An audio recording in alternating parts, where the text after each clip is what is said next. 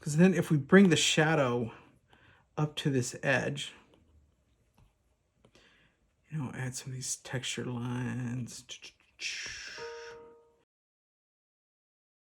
So then we can come in with our highlights. That really helps differentiate. It kind of creates the layers.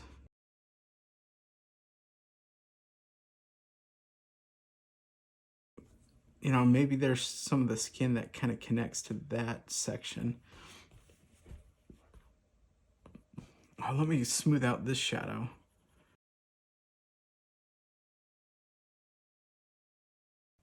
Let me finish the back of the head, then I'll get to the neck. Oh yeah, this stuff gets super monotonous. I hate this part. So let me get the definition of this horn down, which is kind of shadowed by the horn on top of it. I'll use my highlight to some of that bounce light to help define the horn.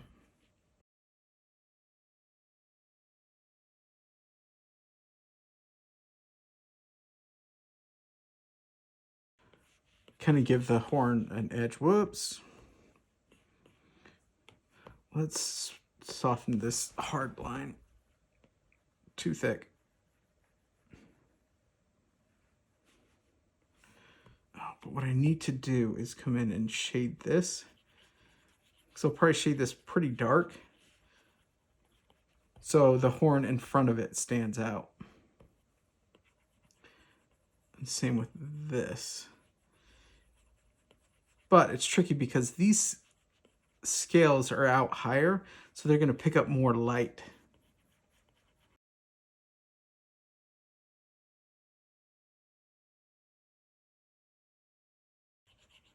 So a lot of times I'll just shade this in. I mean, I don't want it to get too dark.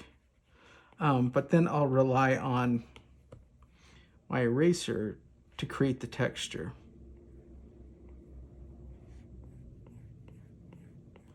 Because the whole scale is in shadow. Not that I should skip this during the texture layer, because it all layers. I mean the texture phase, because it all layers. Let's see how it looks. See, it's a little dark in contrast, so I just want to soften the whole thing up.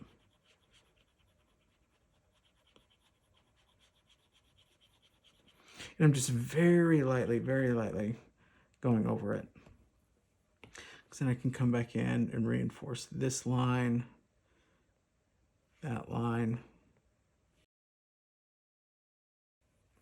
And then, of course, I should just call it my highlight brush. I mean, I'm using an eraser, but I guess if this was color, I would be using a lighter color. And just a little bit more shading right there where it's pretty close. And I repeat the same process that I did on the scales on the head. Throw some shadows behind the scales, kind of along the back.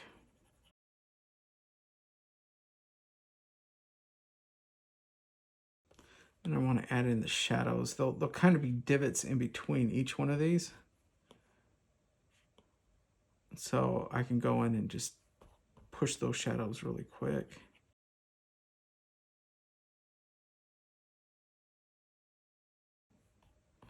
Oh, and then the other thing is they're going to be shadows like right behind.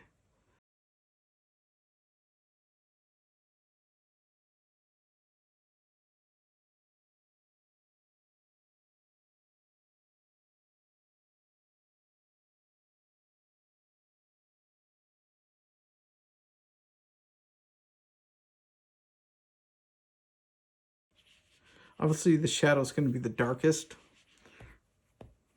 down here at the bottom. Then as the scales stick out, they'll pick up more and more light.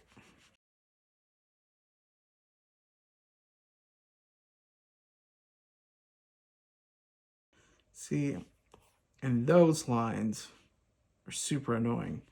They mess with the illusion. Those are lines that point to the fact that it's a drawing, not real life. So you'll always want to take care of those.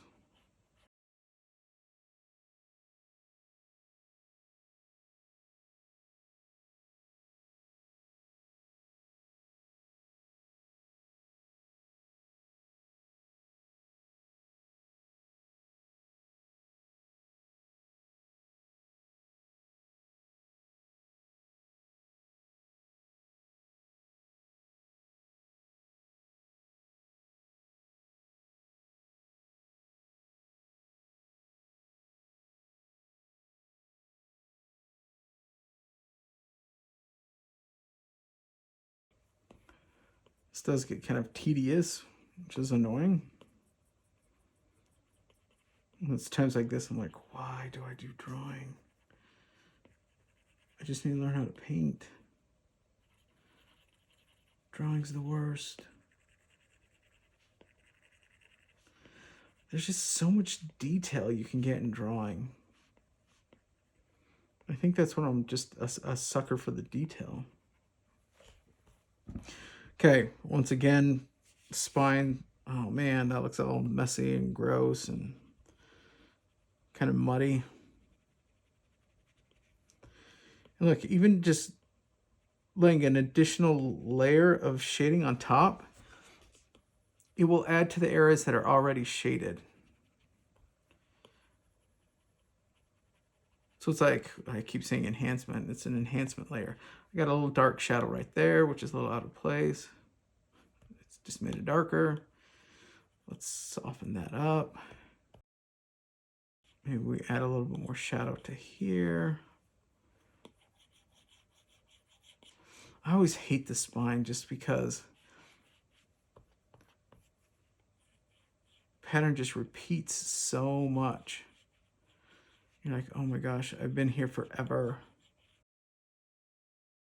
Okay, great. Now we're like, oh, gross. That looks all muddy and horrible. And once again, we pull out our highlighter brush. And so a lot of times I'll just throw a little soft bounce light highlight on the edge because the skin kind of wraps around and it will always capture a little bit of highlight. Not on the horn, the skin section. So I add that on. Maybe there's a little bounce light right there. This is also where I look at the scale in front, make sure it's a little bit lighter. Random thought. I know you can switch back and forth between your pencil and your eraser by a double tap.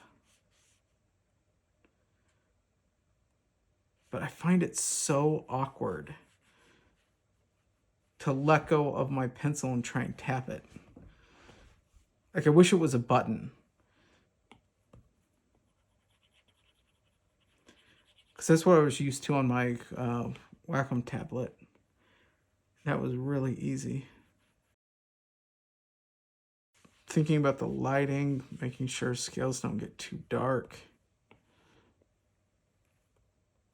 Or lines too thick.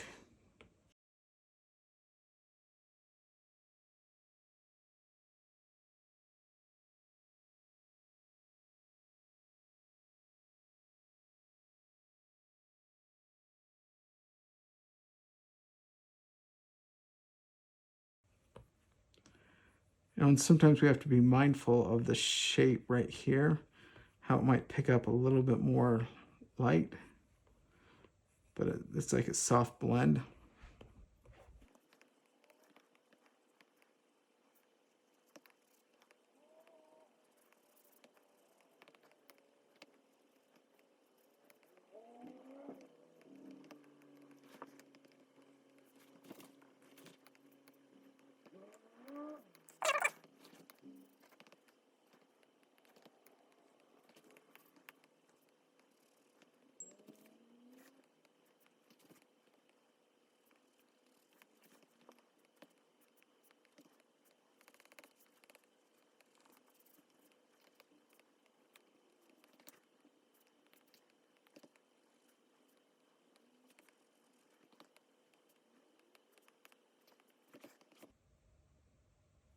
Okay, there's the first pass.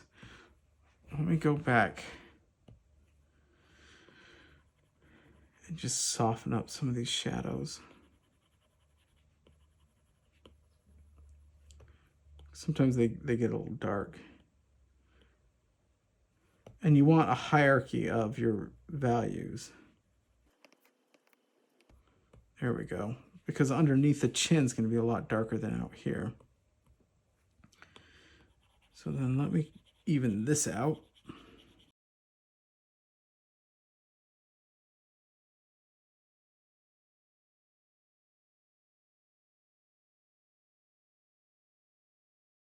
I mean, when you're in close like this, you can kind of see how rough these texture lines are, but as you zoom out, it all just sort of adds to the overall texture.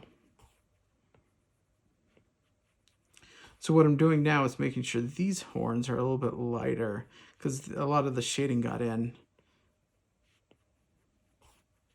And so I want to make sure they're lighter than the background.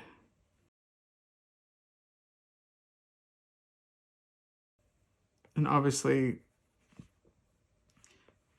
the section facing the light would have more highlights, or there'd be more light on that side than the back side.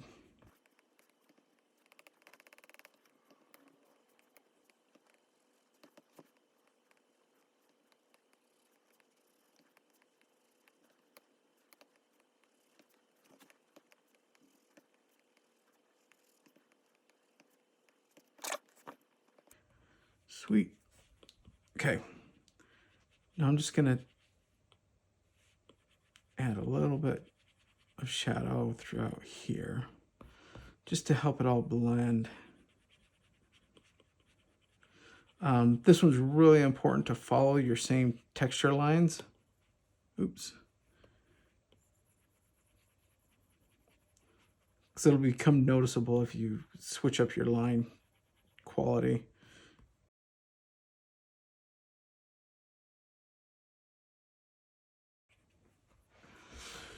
Because when you have your line, the shadows follow the proper line quality. Then if you come back with crisscrossing lines. Oh, and this is a good example of where if I take the highlight and show where the skin is kind of scooping around, it picks up more light. You can just add a really soft highlight and it creates some nice depth. Especially where the skin kind of folds there.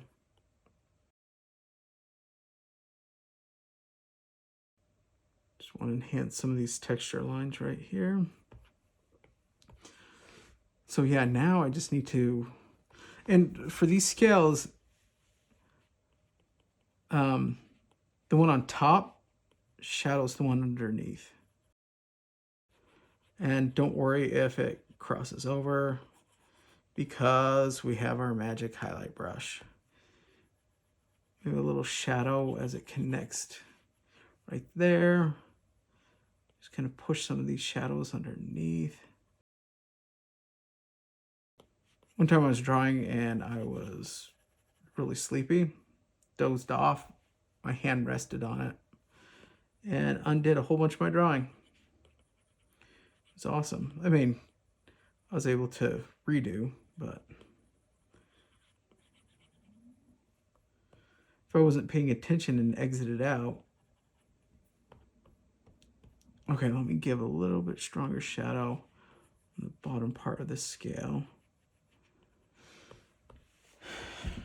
And now time for the magic.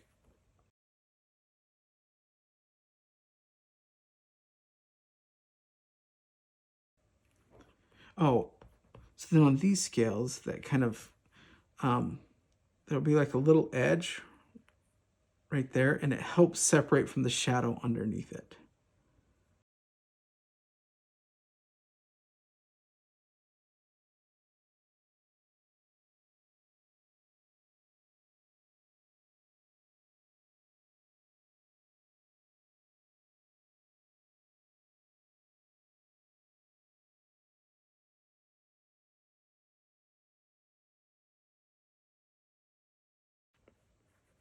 Now here I'm putting a highlight right here on the top of the scale, but as it gets closer to the scale above it, it needs to be in the shadows.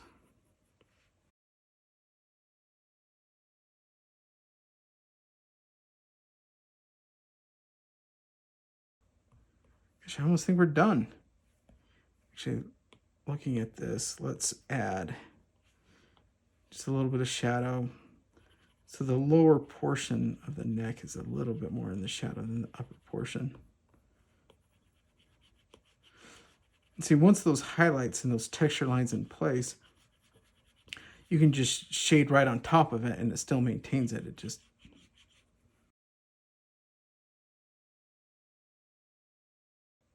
I think it's looking good. I mean, I could go back in and enhance some of these lines, but one of the things that I've noticed with my drawing is that it ends up drawing kind of light. And so this is one of the beauties of digital. I can duplicate this layer and it darkens everything. And so then there's different blending modes because maybe you don't want everything dark. You just want the darkers dark, but some of the lighters preserved. And so you can mess around with some of this. Often I'll use overlay or soft light. Usually I use soft light, then I can play with how much it affects things. But then, you know, it helps enhance that line. You know, it enhances the shadows.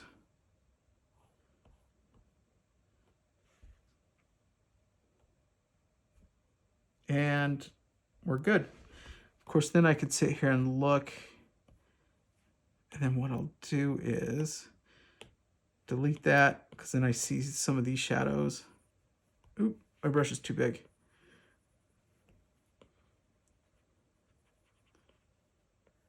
Let's make sure this is communicated. This is there. And it looked like this was kind of blending. So let's just enhance that. Make sure there's good contrast so we can follow the line. Okay, well, let's try it again.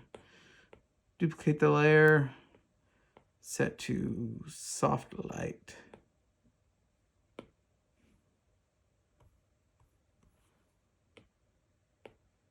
Sometimes I can just edit the layer below it because the soft light just sort of multiplies. Well, it's not a multiply layer, but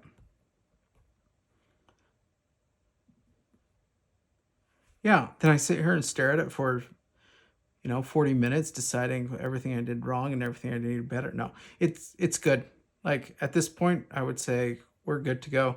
I mean, you could stare at it and fix things, but the goal is to have a relatively finished drawing, even though things are never finished for artists, but there it is. Oh, wait, I forgot one critical thing, and I always do this because a lot of times I start, but I'm going to make another layer for the depth. He needs another horn.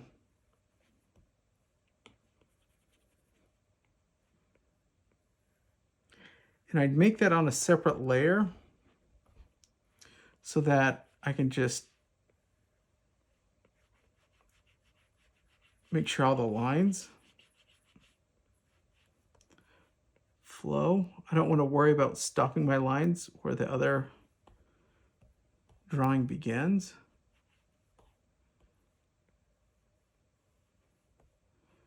This is another way, like digital is really nice in contrast to traditional. So, I mean, I can look at it here and I'm like, well, maybe I want to curve it a little bit more like that. Let me distort because I want this. Actually warp. So I can enhance that curve. It's really close to the edge. reset. I just wanted to scoot it down a little bit. And I go back to this.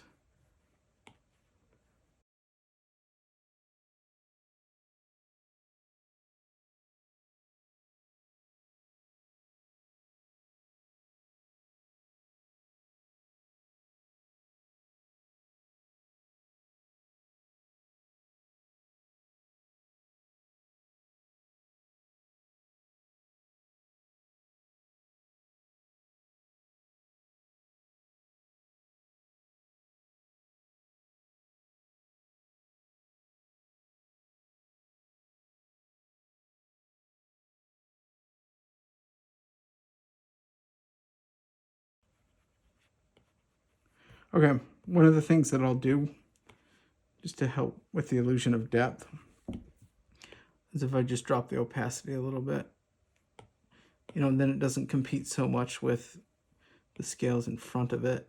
Oops.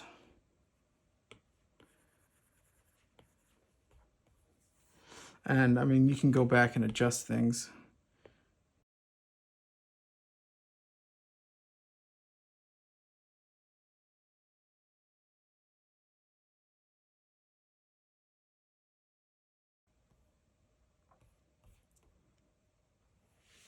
Okay, there we are.